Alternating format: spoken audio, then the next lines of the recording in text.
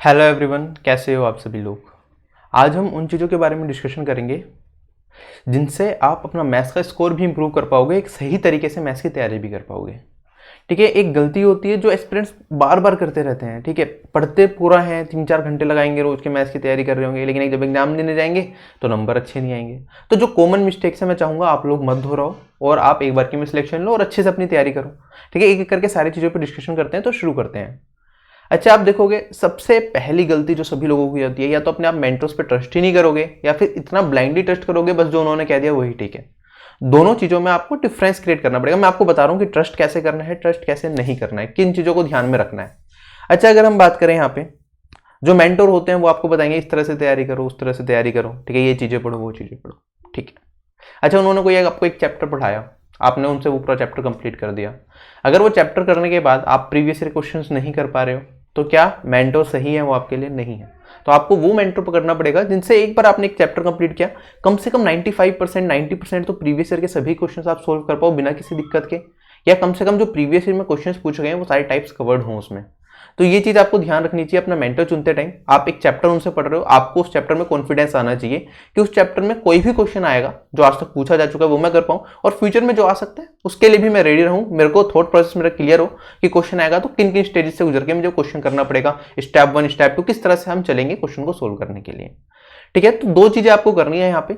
Blindly किसी को भी फॉलो नहीं करना। पहले आपने एक मेंटर पकड़ा, उससे पढ़ के देखा, समझ आनी चाहिए सारी की सारी चीजें, समझ आ गई। दूसरी चीज, प्रीवियस ईयर के सारे क्वेश्चंस हो रहे हैं उस पढ़ने के बाद, तो आपको आगे बढ़ना है। अच्छा, आपको यहाँ पे ये भी ध्यान लगेगा, जैसे आपने प्रीवियस ईयर के क्वेश्चंस करे तो आपको ये भी देखना है कि जो मेंटर ने पढ़ाया वो उसके आसपास पढ़ाया या उससे बहुत ज्यादा आगे तक पढ़ा दिया। क्योंकि अगर हम बहुत ज्यादा पढ़ लेते हैं वो भी हमारे लिए थोड़ी बहुत इरेलीवेंट हो जाता है इन द इनिशियल फेजेस। ठीक है, हम तैयारी स्टार्ट कर रहे हैं तो सबसे पहले हमें रेलिवेंट चीजें समझनी चाहिए, सारे के सारे कंसेप्ट हमारे क्लियर होने चाहिए। उसके बाद हम एडवांस पोर्शन पे जाते हैं, थोड़े ज्यादा मुश्किल क्वेश्चंस पे जाते हैं। तो एक सही तरीके से तैयारी करना जरूरी है। यहाँ पे बहुत ज्यादा पढ़ना भी सही नहीं होता और बहुत कम पढ़ना भी सही नहीं होता, हमें बैलेंस बनाना होता है। ये मेंटर का काम होता है कि वो कोई भी चीज कराएं, आपको कोई भी चैप्टर पढ़ाएं, एक बैलेंस बना के रखें जिससे कि आपको आगे तक भी दिक्कत ना आए। ठीक है, और जिस एग्जाम की तैयारी कर रहे हो तैयारी उसी एग्जाम को ध्यान में रखते हुए कराई जाए। ऐसे ना हो कि आप एसएससी की तैयारी कर रहे हो और आपको कैट एग्जाम के क्वेश्चंस कराए जाएं जो कि रेलिवेंट आपके एग्जाम में आने नहीं है या उस टाइप के आते ही नहीं है एसएससी एग्जाम्स में, तो वो रेलिवेंट चीजें हो जाती हैं। तो सबसे पहले रेलिवेंसी बहुत मैटर करेगी, एजुकेटर का पढ़ाने का तरीका बहुत मैटर करेगा, और ये भी मैटर करेगा कि जो चीजें एजुकेटर बता रहा है वो सही है या नहीं है। कुछ लोग होते हैं जैसे एक एजुकेटर से पूरा का पूरा कोर्स कर लिया, उसके बाद सेम कोर्स को दोबारा वीडियोज की फॉर्म में देखते जा रहे हैं, 3 बार सेम कोर्स को सेम वीडियोज को रिपीट करे जा रहे हैं। It is nothing but it is wasting your time. ठीक है, एक बार आपने एक एजुकेटर से पूरा का पूरा पढ़ लिया एक पर्टिकुलर चैप्टर, दैट्स इट। उसके बाद अपने नोट्स और उससे तैयारी करनी है। तो that takes to our second point. अगर आपका एक एजुकेटर पे ट्रस्ट बन भी गया, होता क्या है कि हम देखते हैं यहाँ पे, अब आज यूट्यूब पे आप ये वीडियो देख रहे हो, यूट्यूब पे लेक्चर सुनते हो, कितने सारे एजुकेटर्स हैं मैथ्स के, न्यूमरस 100 से ज्यादा एजुकेटर होंगे एसएससी एग्जाम्स के लिए ही मैथ्स के। तो क्या आप सभी एजुकेटर से सारी की सारी चीजें करोगे? नहीं। बहुत सारे एजुकेटर जिन्होंने फ्री में बहुत कुछ कराया। ठीक है, आपने एक एजुकेटर से पूरा का पूरा चैप्टर एक पढ़ लिया, क्या आपको सेम चैप्टर पढ़ने के लिए दूसरे एजुकेटर पे जाने की जरूरत है? नहीं। It will waste your time, क्योंकि कोई भी एजुकेटर होगा जो सीरियसली आपको पढ़ा रहा होगा, सही डायरेक्शन में पढ़ा रहा होगा, तो 2 एजुकेटर आपने ले लिए, दोनों एजुकेटर का 60% कोर्स लगभग सेम होगा, 60 to 70%, और उसमें क्या हो जाएगा, प्रीवियस ईयर के मोस्टली टाइप्स कवर हो जाएंगे। तो आप क्या करोगे, एक एजुकेटर से पढ़ लिया, फिर आप दूसरे एजुकेटर से जा रहे हो, अब दूसरे एजुकेटर का पढ़ाने का तरीका अलग है, क्वेश्चन अटेम्प्ट करने का तरीका अलग है, हो सकता है आप उससे कनेक्ट ना कर पाओ और आपको मिक्सिंग थोड़ी होनी स्टार्ट हो जाए। ठीक है, वैसे इतनी ज्यादा नहीं होती, लेकिन कई बार ऐसा होता है कि करने का तरीका, अगर दोनों एजुकेटर में क्वेश्चन करने की अप्रोच बिल्कुल डिफरेंट है, तो आप एग्जाम में कंफ्यूज हो सकते हो इस चीज को लेके। तो आपको क्या करना है, एक एजुकेटर से एक चैप्टर कंप्लीट कर लिया, ठीक है, इनफ है। दूसरे एजुकेटर से सेम चैप्टर नहीं करना है बिल्कुल भी। ठीक है, आपको क्या करना है, एजुकेटर से पढ़ा, उससे प्रीवियस ईयर क्वेश्चंस करें। ठीक है, हो रहे हैं तो आपको बिल्कुल भी उस चैप्टर के लिए आगे एजुकेटर पे नहीं जाना, दूसरे पे। अगर आपको लग रहा है कि आपने चैप्टर पढ़ लिया उसके बाद भी कॉन्फिडेंस नहीं आ रहा, तभी आप दूसरे एजुकेटर पे मूव करो, वरना टाइम वेस्ट मत करो दूसरे एजुकेटर पे जाने के लिए। अगर एक सेम चैप्टर आप किसी एजुकेटर से पूरा का पूरा पढ़ चुके हो इनकम्प्लीट, ऐसा नहीं क्रैश कोर्स देख ले, छोटा बहुत कर लिया, पूरा नहीं करा, पूरा करो एक एजुकेटर से, तो आपको आगे बढ़ना है और फिर दूसरे चैप्टर पे जाना है। ठीक है, ये चीज समझ आई। और एक ही वीडियो को बार बार नहीं देखना, एक बार देख लिया आपने, नोट्स बना लो, उसके नोट्स से रिवीजन करो, ना कि बार बार वीडियो देखने से रिवीजन करो। ठीक है, it will only clear time. अच्छा, अगर हम बात करें यहाँ पे थर्ड पॉइंट पे आते हैं, don't study the right way. होता क्या है, आपने क्या, चलो मैं आपको एक चैप्टर पढ़ा रहा हूं, मैंने पूरा चैप्टर पढ़ा दिया आपको, आप क्या करोगे उसके बाद, फिर आप नेक्स्ट चैप्टर में मूव कर जाओगे, राइट, ये होता है। लेकिन मैं आपसे ये कहता हूं कि जैसे आज आपने क्लास अटेंड करी क्वांट सेक्शन की, हम कहते हैं हमेशा एसएससी एग्जाम्स को अगर आप क्लियर करना चाहते हो revision is the most important, revision बहुत ज्यादा जरूरी है।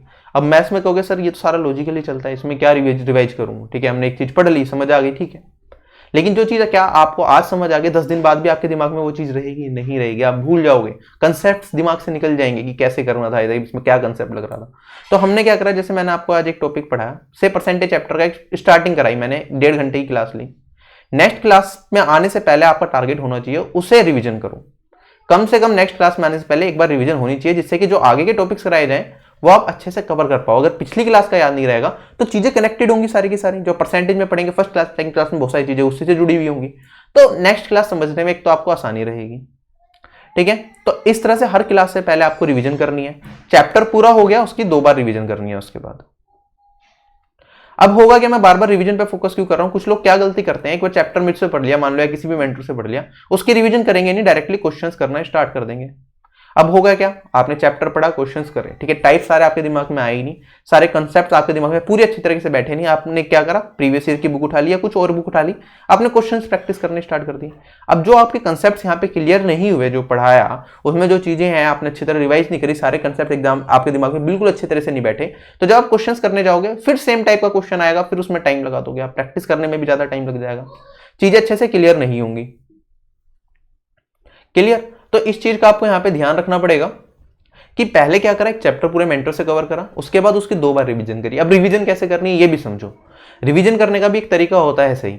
रिवीजन के लिए आपको क्या करना होता है, जैसे कि मैंने कोई चैप्टर पढ़ा है उसकी पीडीएफ है आपके पास, या किसी मेंटर से आपने पढ़ा उसकी पीडीएफ है आपके पास, ठीक है, नोट्स तो आप साथ के साथ बना ही रहे हो।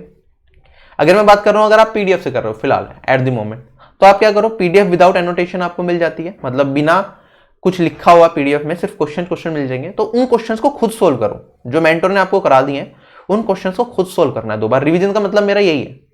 अच्छा, अगर हम बात करें अरिथमेटिक में तो आपके फॉर्मूला बहुत लिमिटेड होते हैं, पूरी अरिथमेटिक को मिला लें तो भी 10-15 फॉर्मूला बनेंगे मुश्किल से, ठीक है, सारा परसेंटेज रेशियो में खत्म हो जाता है, कंसेप्ट क्लियर होने चाहिए।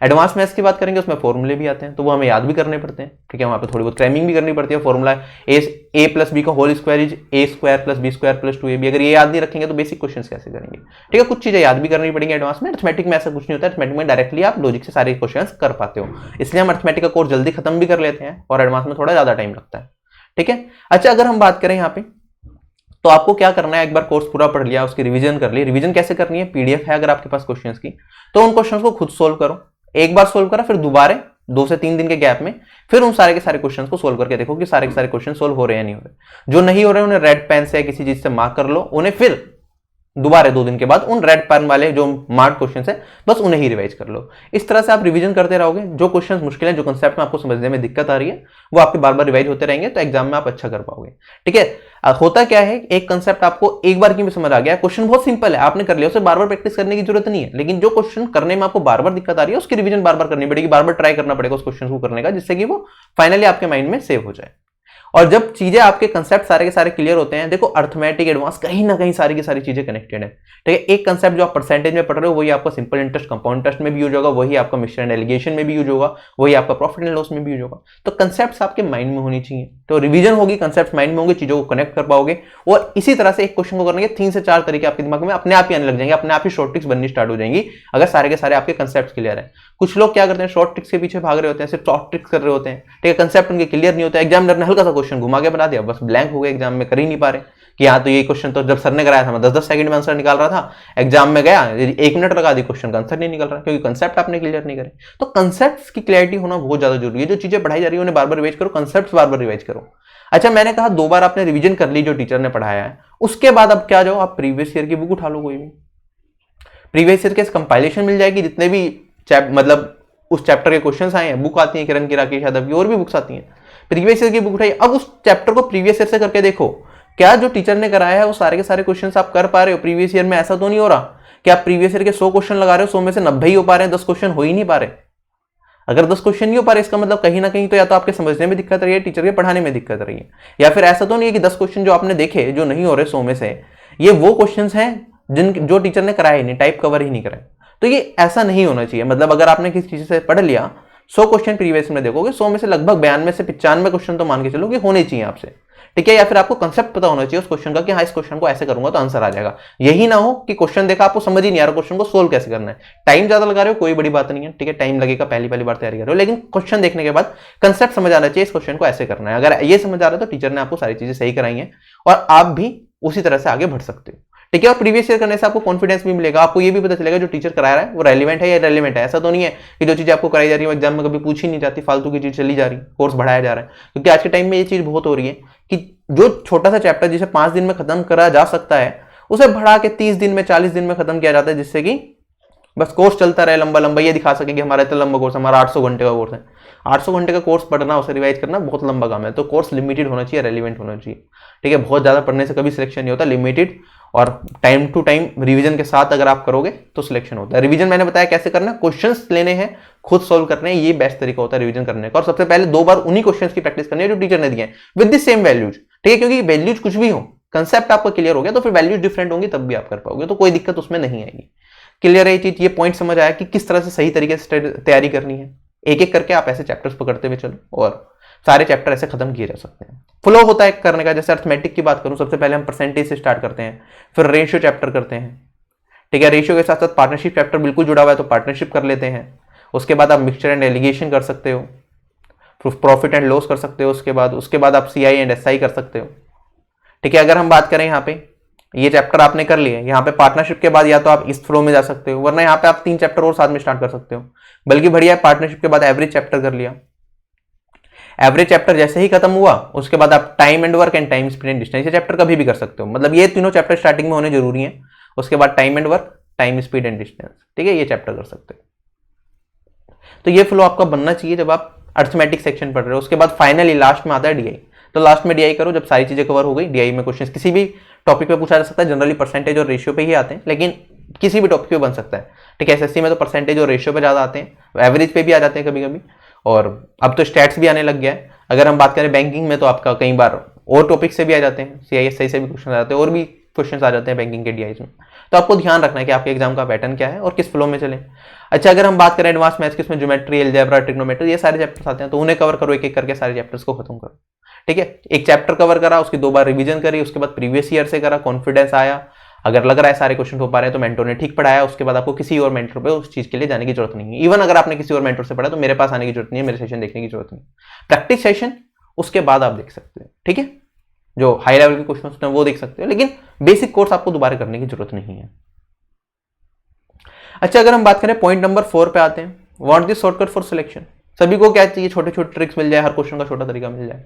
अच्छा, अगर हम बात करें कितने टाइप के क्वेश्चन आप एक्सपेक्ट करते हो आपके एग्जाम में होंगे, ठीक है। अगर ओवरऑल सभी चैप्टर्स को कंबाइन कर दें 1000 से ज्यादा टाइप मिल जाएंगे आपको, 1000 से ज्यादा टाइप के क्वेश्चन हो जाएंगे। हर क्वेश्चन की शॉर्ट ट्रिक आपको बनाई जा सकती है, बिल्कुल बनाई जा सकती है। क्या आप एग्जाम में याद कर पाओगे? नहीं कर पाओगे। हमेशा वो अप्रोच हमें पकड़नी होती है हर क्वेश्चन को करने की जो सभी क्वेश्चन में लग जाए, ठीक है। अगर मैं एक अप्रोच से परसेंटेज का क्वेश्चन सोल्व कर रहा हूं, मुझे वो अप्रोच यूज करनी है जिसमें मेरे 90% या 80% क्वेश्चन उसी अप्रोच से हो जाए, एक ही फ्लो में हम चलते रहे। हर क्वेश्चन को करने की 4 से 5 अप्रोच हो सकती है, और टीचर आपको ज्यादातर चीजें करा ही देता है, लेकिन आपको एक अप्रोच पकड़नी है जिसमें आप सबसे ज्यादा कंफर्टेबल हो। कई बार क्या होता है, एक क्वेश्चन किस अप्रोच से जल्दी हो जाता है, दूसरे से कम टाइम में हो जाता है। तो हमें वहां पे अप्रोच पता होनी चाहिए सारी की सारी, लेकिन एक अप्रोच ऐसी होनी चाहिए जिससे हम मैक्सिमम क्वेश्चन सोल्व कर पाए, जिससे कि हमें पता है कि चाहे टाइम ज्यादा लग जाए इस अप्रोच से, लेकिन आंसर हमारा निकल जाएगा। तो एक सही अप्रोच में हमें पढ़ना चाहिए। ये नहीं कि हर क्वेश्चन के लिए एक नई नई ट्रिक बनती जा रही है, हर नई ट्रिक याद करते जा रहे हो। एग्जाम में घुमा के क्वेश्चन आ गया, नहीं हुआ यू ट्रिक से, फिर क्या करेंगे, ठीक है। तो फंस जाएंगे। हर चीज में शॉर्टकट मत ढूंढो, ठीक है। शॉर्ट ट्रिक्स शॉर्ट लिव्ड होती हैं। अब होता क्या है, शॉर्टकट में हम पढ़ाते हैं, मैंने आपको बहुत सारी शॉर्ट ट्रिक्स कर रखे हैं, डिजिटल सम स्क्वायर करने का तरीका, ठीक है, यूनिट डिजिट से कर लो, लास्ट 2 डिजिट से कर लो, बहुत सारे तरीके हैं जहां पे आप कैलकुलेशन को बचा सकते हो। लेकिन क्या आप हर क्वेश्चन में डिजिटल सम लगा सकते हो? क्या हर क्वेश्चन को यूनिट डिजिट से कर सकते हो? नहीं।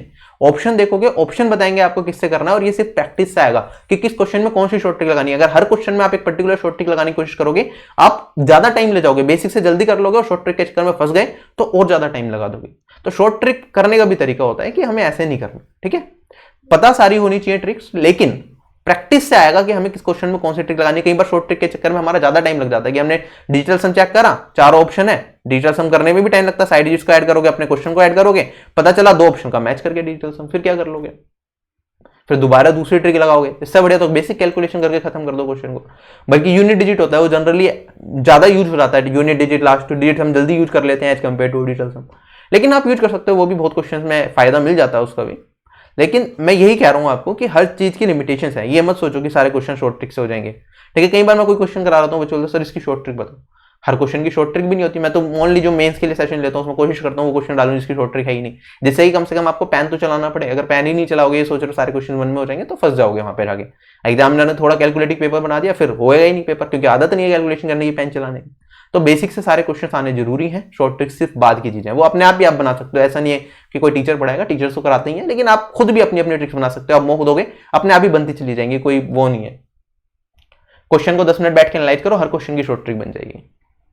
अच्छा, आज के टाइम पे जब ऑनलाइन सारी की सारी चीजें चल रही हैं, तो हो क्या गया है, एक नया प्रॉब्लम देखने को मिल रहा है कि आप लोग नोट्स नहीं बनाते, सिर्फ पीडीएफ से ही सारी चीजें करने की कोशिश करते हो। अच्छा, अगर पीडीएफ से ही आप सारी चीजें करोगे तो होगा क्या, जब एग्जाम टाइम से पहले आपको रिवीजन करनी होगी, इतनी सारी पीडीएफ आपके पास कलेक्ट हो जाएंगी, कौन सी पीडीएफ से क्या करना है, बहुत ज्यादा कंफ्यूजिंग हो जाएगा आपके लिए। ठीक है, तो पीडीएफ मत यूज करो। ठीक है, आज के टाइम पे क्या होता है, स्क्रीनशॉट ले लिया मोबाइल में। अच्छा, मोबाइल में स्क्रीनशॉट ले लिया आपने, पूरा कोर्स मैथ्स का पढ़ लिया स्क्रीनशॉट से, आपके हो गए यहाँ पे 6000 स्क्रीनशॉट। जब रिवाइज करने जाओगे ना 6000 स्क्रीनशॉट को, एक तो आपको पता नहीं चलेगा कौन सा चैप्टर कहाँ पे है। चलो आपने थोड़ी मेहनत करके उन्हें मर्ज भी कर दिया, अलग अलग फाइल्स में कन्वर्ट कर लिया चैप्टर वाइज। ठीक है, उसके बाद क्या होगा, आपको कोई पर्टिकुलर फॉर्मूला चाहिए, आप सर्च करोगे उसमें कहाँ पे है, कहाँ पे है, कहाँ पे है। ठीक है, और अगर आप मोबाइल से रिवाइज कर रहे हो तो आपके आईज पे भी प्रेशर पड़ेगा। ठीक है, और बहुत ज्यादा मोबाइल देखने से भी दिमाग के अंदर यहाँ पे थोड़ा सा एक जो फोकस है वो लूज होता है। ज्यादा स्क्रीन देखने से फोकस लूज होता है हमारा, और एग्जाम टाइम में जब हमें कैलकुलेशन करनी पड़ती है तो वो हमें परेशान करता है। ठीक है, और रात को नींद न आने की समस्या भी ज्यादा मोबाइल देखने से हो जाती है। ठीक है, और बहुत सारी चीजें हैं मोबाइल से एसोसिएट है, मोबाइल से पढ़ रहे हो, बार बार रिवीजन भी मोबाइल से कर रहे हो, सारा काम मोबाइल से कर रहे हो, तो आई पे अब हम ऑनलाइन पढ़ रहे हैं तो लैपटॉप के सामने बैठे हैं, रिवीजन कर रहे हैं वो भी मोबाइल से कर रहे हैं तो उसकी स्क्रीन के सामने बैठे हैं। तो हमें पूरे दिन स्क्रीन देखने की ऐसी आदत पड़ जाती है, तो वो बाद में जाके हमें बहुत ज्यादा प्रॉब्लम्स भी देती है, आंखों में दर्द भी हो जाता है, थकान जल्दी होने लग जाती है। ठीक है, तो इसे अवॉइड करना है। ठीक है, हम अब मजबूरी है कि अब ऑफलाइन तो कोचिंग फिलहाल कोरोना की वजह से काफी कम हो गई है, और ऑफलाइन से ज्यादा सस्ता सब कुछ बढ़िया ऑनलाइन कोचिंग का ही है। ठीक है, सस्ती भी है, टॉप एजुकेटर से पढ़ सकते हो, घर के बैठे बैठे पढ़ सकते हो, बहुत कुछ फायदे ऑनलाइन एजुकेशन के। लेकिन क्या आप ऑनलाइन एजुकेशन में आप 5 से 6 घंटे तो लेक्चर्स ले रहे हो, उसके बाद 4 घंटे जो रिवीजन के हैं वो भी ऑनलाइन पीडीएफ से कर रहे हो, तो कैसे काम चलेगा। ठीक है, आंख को भी रेस्ट देना जरूरी है। तो नोट्स बनाओ, प्रॉपर नोट्स से रिवाइज करो, हार्ड कॉपी में नोट्स होने चाहिए आपके पास। अपने नोट्स होंगे, आप लिखोगे, मेहनत करोगे, टाइम दोगे तो रिवीजन भी आपकी होगी, और अपनी राइटिंग समझना सबसे ज्यादा आसान होता है एज कंपेयर टू मेरी राइटिंग या किसी और की। तो इन चीज का ध्यान रखो, नोट्स बनाने जरूरी है। और एक चीज है, आपको क्या हो जाता है, मोबाइल में पढ़ रहे हो, बहुत सारे लोग होते हैं कि टीचर करा रहा है क्वेश्चन, बस वीडियो देख लेंगे, क्वेश्चन का टीचर का सॉल्यूशन देख लेंगे, खुद ट्राई नहीं करेंगे क्वेश्चन को। अगर खुद क्वेश्चन ही नहीं ट्राई करोगे तो एग्जाम में तो खुद ही करना पड़ेगा, एग्जाम में खुद ही ना वीडियो चल रही होगी। तो हर क्वेश्चन जो भी टीचर कराए पहले खुद ट्राई करने की कोशिश करो, फिर नहीं होता फिर टीचर का सॉल्यूशन देखो, और उसके बाद आगे बढ़ो। ठीक है, ऐसा नहीं करना कि बस वीडियो देख ली खत्म हो गया, नहीं, एग्जाम में कर ही नहीं पाओगे। क्वेश्चन कंसेप्ट सारे आते होंगे, पता होगा ये कंसेप्ट कैसे लगाना, गलती कर जाओगे, सिली मिस्टेक कर जाओगे। जब तक खुद पेन नहीं चलाओगे तब तक बात नहीं बनेगी मेरे भाई।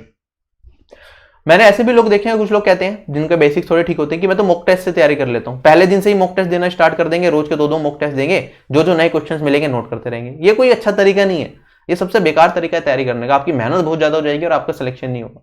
ठीक है, तरीका क्या होता है कि आप पूरे कोर्स को सिक्वेंशियली कंप्लीट करो, ऐसे नहीं बीच बीच में से कुछ भी पढ़ रहे हैं। एक सिक्वेंशियली पढ़ो, कोर्स को कंप्लीट करो अपना कोर्स, उसके बाद आगे जाओ, नहीं उसके बाद प्रैक्टिस सेशन पे जाओ। कुछ लोग होता है कि कोर्स कंप्लीट करानी, 1-2 चैप्टर पढ़े, प्रैक्टिस सेशन देख रहे हैं, क्या फायदा उसका। ठीक है, आपने टाइप्स पढ़े ही नहीं, आपसे होंगे ही नहीं क्वेश्चन। मॉक दोगे आप, मॉक में पता चलेगा 50 में से 10 नंबर आ रहे हैं, वैसे ही मोरल डाउन हो जाएगा। अच्छा, अब आप ट्राई कर रहे हो, पहली बार आप पढ़ रहे हो, सभी के कम आते हैं यार नंबर। ठीक है, कुछ का बेसिक अच्छा होता है पहले से, तो 50 में से जब स्टार्ट करते हैं 20 या 25 मैथ्स में ला रहे होते हैं मॉक में।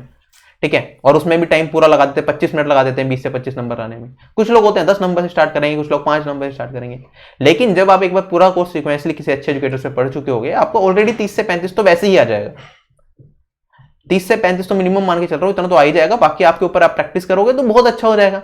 ठीक है, आप जो एजुकेटर बता रहे हैं सारी चीजें वैसे ही रिवाइज कर रहे हो, बुक से पढ़ रहे हो, लास्ट में फाइनली मॉक देने जाओगे, आप देखोगे 40 प्लस आप वैसे ही स्कोर कर लोगे मैथ्स में 50 में से। कोई बहुत मुश्किल काम नहीं है टेबल में 3 नंबर लाना।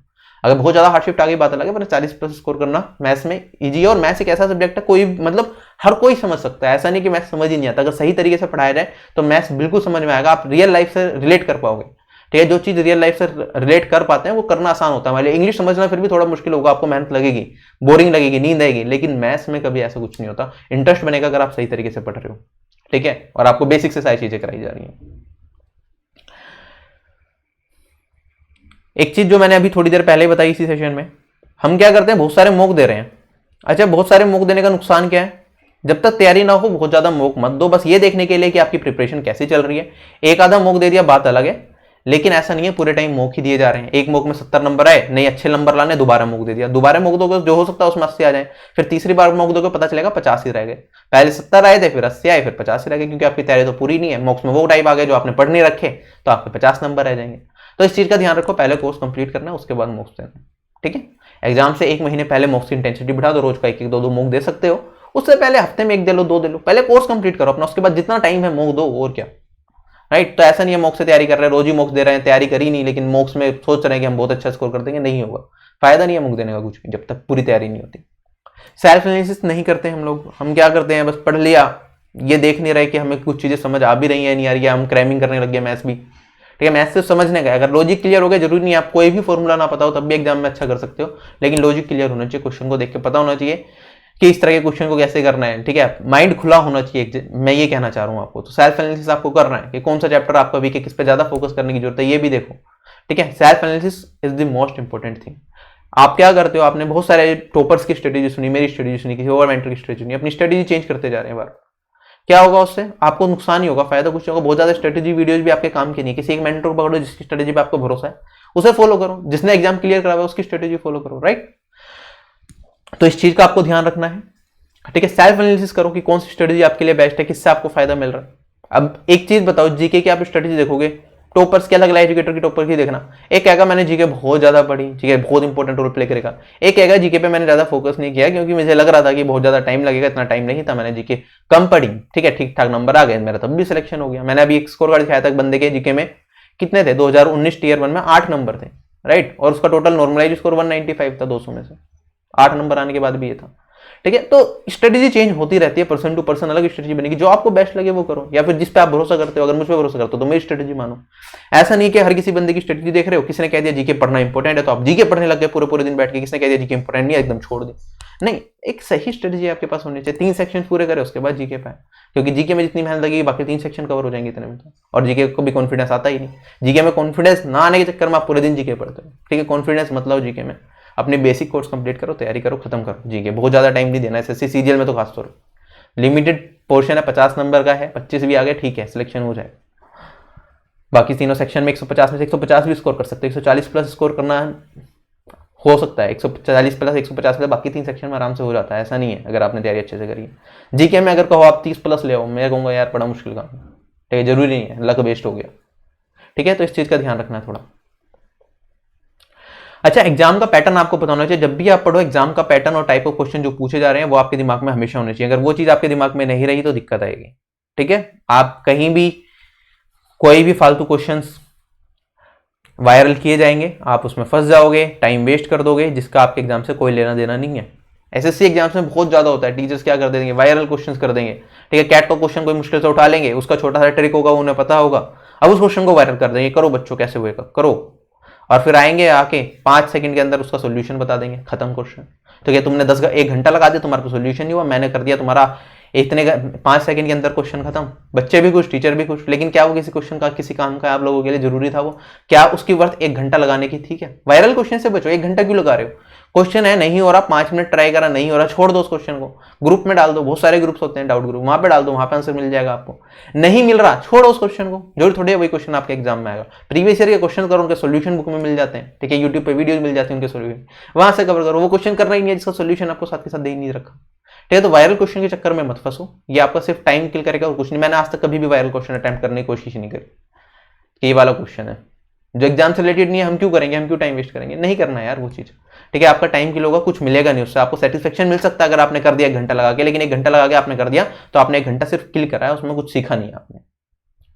और हमेशा क्या होता है, जब भी नए और टफ क्वेश्चन आते हैं हमें लगता है हमने कुछ सीखा, हमें कुछ फायदा होगा उससे, लेकिन जरूरी नहीं। जब आपके एग्जाम के लिए वो चीज अगर इरेलीवेंट है तो वो सीख के भी आप क्या कर लोगे? अब जब मान लो आप इनकम टैक्स इंस्पेक्टर बन गए, कल आप क्या बन गए, जीएसटी इंस्पेक्टर बन गए, क्या उसके बाद आपको ये मैथ्स जो आप सीख रहे हो यहाँ पे इसकी बहुत ज्यादा यूज पड़ने वाला है? या फिर जो आप यहाँ पे चीजें सीख रहे हो क्या इनका बहुत ज्यादा रीजनिंग वगैरह इनका बहुत ज्यादा यूज पड़ेगा आपको? सेम चीजें वहां पे आपको क्वेश्चन सोल्व करने के लिए देंगे क्या मैथ्स के? नहीं देंगे। आपको जो भी काम होगा, आपको काम सिखाया जाएगा, वो काम आप पूरी लाइफ टाइम कर रहे होंगे। तो ऐसा मत भागो कि आपको कैट के बहुत मुश्किल मुश्किल क्वेश्चन करने हैं तो आपका ज्ञान बहुत ज्यादा बढ़ गया तो आपका सिलेक्शन के चांसेस बढ़ जाएंगे। नहीं, ठीक है, आपको सिलेक्शन लेना है, अगर आपको मैथ इसका टीचर बनना है मैथ्स का, आपको आगे कैट को पढ़ाना है तो करो वो क्वेश्चन ट्राई। ठीक है, अगर इससे एग्जाम देना है, एग्जाम में सिलेक्शन लेना है एक बार की में, तो रेलिवेंट पढ़ो, फालतू की चीजों में मत फंसो। होता क्या है, अपना बच्चे क्या होता है 6 महीने की तैयारी में भी सिलेक्शन ले जाते हैं, 4 महीने की तैयारी में भी सिलेक्शन ले जाते हैं, 1 साल की तैयारी में सिलेक्शन ले जाते हैं। कुछ लोग होते हैं 6-6 साल से तैयारी कर रहे हैं, सिलेक्शन नहीं हो रहा, क्योंकि वो पढ़ी वो चीजें रही हैं जो आनी नहीं एग्जाम में। फालतू की चीजें करोगे, कोर्स आपका इतना है, इसे बढ़ा चढ़ा के इतना सारा बना लिया, एग्जाम आया, एग्जाम में रिवीजन ये सब कर नहीं पाया, कुछ भी रिवीजन नहीं कर पाया, ये भी छूट गया। जिसने इतना पढ़ा है वो तो यहाँ पे 80% मार्क्स स्कोर कर लेगा, जिसने इतना सारा पढ़ा है वो यहाँ पे पता चलेगा उसके 60% ही मार्क्स रहे, क्योंकि उसने फालतू की चीजें बहुत ज्यादा पढ़ ली, वो रिवाइज नहीं कर पाया, एग्जाम में अप्लाई नहीं कर पाया। एग्जाम में वो क्वेश्चन अटेम्प्ट करना चाहिए तो देखते ही हमें पता हो, हमें इसका आंसर निकाल लूंगा ऐसे करके। अच्छा, कुछ क्वेश्चन मुश्किल भी आ गए, 200 क्वेश्चन आपके मेंस में आएंगे, 100 में से 10 क्वेश्चन ऐसे भी हो गए जो आपको नहीं आते, क्या फर्क पड़ता है? अगर आपने बेसिक कोर्स कर लिया ना, 100 में से 90 क्वेश्चन आप तब भी कर जाओगे।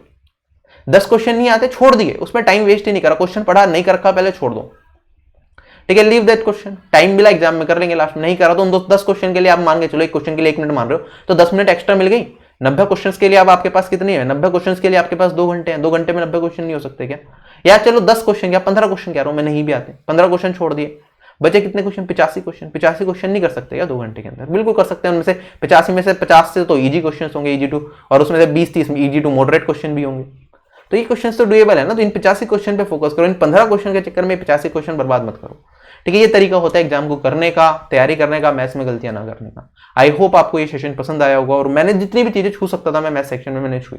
कैलकुलेशन आ रही है तो कैलकुलेशन की प्रैक्टिस, जब तक आप खुद पेन पेपर नहीं उठाओगे कैलकुलेशन नहीं सुधरेगी, तो कैलकुलेशन करते रहो। कैलकुलेशन करोगे कैसे? प्रीवियस ईयर क्वेश्चंस प्रैक्टिस करो, जितने ज्यादा क्वेश्चंस प्रैक्टिस करोगे वहां पे तो कैलकुलेशन ही कर रहे हो आप एक तरीके की। बस सुबह की 10 से 15 मिनट रोज डेडिकेटेडली कैलकुलेशन के लिए अलग से दे दो। टेबल्स याद करने होते हैं अपने, 1 से लेके 20 तक के टेबल याद कर लो, उसमें 22 का, 25 का और 36 का टेबल ज्यादा यूज होता है, तो इन टेबल को भी याद कर लेना। स्क्वायर की याद बात करूं, मैं कहता हूं 40 तक स्क्वायर याद कर लो। क्यूब की बात करें 20 तक क्यूब याद कर लो, 20 तक भी क्या 14 तक कर लो नॉर्मल क्यूब, 15 तक क्यूब याद कर लो, ठीक है। उसके बाद 19 का क्यूब याद कर लो, 21 का क्यूब याद कर लो, 22 का क्यूब याद कर लो, 20 का तो आपको पता ही होता है, ठीक है। इस तरह से क्यूब याद कर लो, क्या फर्क पड़ता है, राइट। बहुत लिमिटेड चीजें करो, लेकिन इतने अच्छे से करो कि उस पर क्वेश्चन आए तो हम कर देंगे, और 85% आप मार्क्स ले आओगे। 85% आपके मार्क्स आ गए तो आपका सिलेक्शन हो जाएगा, ये चीज ध्यान रखो। फोकस पहले 85% पे, फिर 85% पे पहुंच गए तो आगे बढ़ेंगे, 100% भी लाएंगे, पूरी कोशिश करेंगे फुल में से फुल स्कोर करें। लेकिन 85% जो आपको सिलेक्शन दिला रहा है उसे दिमाग से मत निकालो बाकी के 15% के चक्कर में।